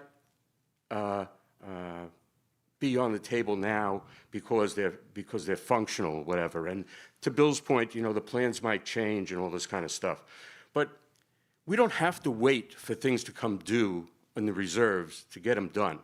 One of the things about getting the golf course up to speed and investing the money that we did was it's the curb appeal for our community. The golf course, without a good golf course, our home values get tanked. If we walk away from the golf course, our home values get tanked. If we have crappy-looking bathrooms in our primary areas, that's curb appeal. Anybody in the real estate business will tell you, take care of your curb appeal if you want to get value for your homes. So postpone. I'm for doing the architectural plans now, and if you could negotiate with an architect and say, you know, if we need some revisions, that has to be included in the price. How many revisions can you do for us at the same price?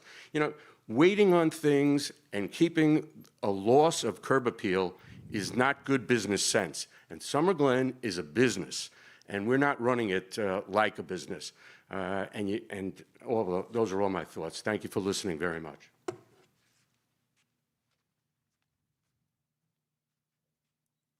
Okay, I don't